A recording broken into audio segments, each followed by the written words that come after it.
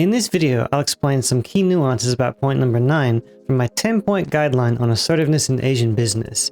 Point number 9 was, only 2 activities are needed for training: unexpected projects and reflections. Using a first principles approach, the deeper aim of assertive training is to achieve a thinking shift from I need to figure out what other people are thinking to I need to think on my own. It turns out that no matter what activity you use in training, the members remain fixated on what other people think is correct, either the trainer or some other senior members. But there is a better way.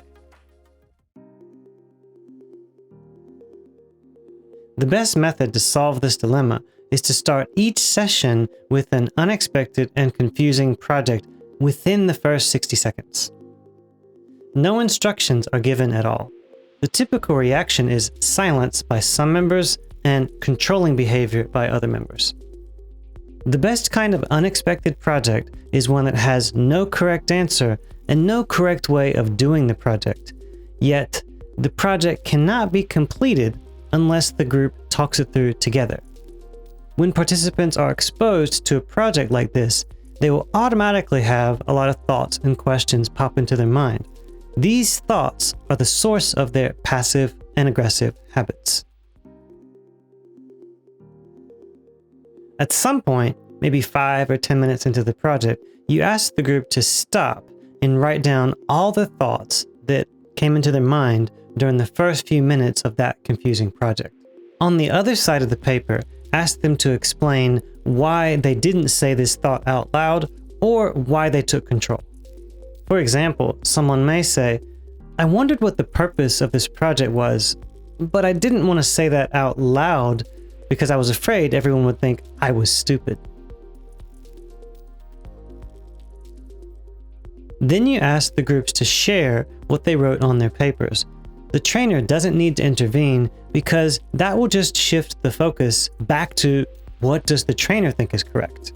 To the extent each member shares their honest thoughts about why they blocked themselves from speaking or controlled too much, genuine growth will occur. The trainer's primary role is to make sure that each person chooses their own timing to speak and that no one is trying to make other people speak. For the trainer, speaking less is generally much better. There are, of course, many nuances about how to run this kind of activity properly, but that's the gist of it. Unexpected projects followed by individual and group reflections with minimal intervention by the trainer. Repeat this training flow over many months or a year, and everyone learns to think on their own more and better understand their own behavior. If you have any questions about this video or how to run unexpected activities and reflections, please post them in the comments. See you in the next video.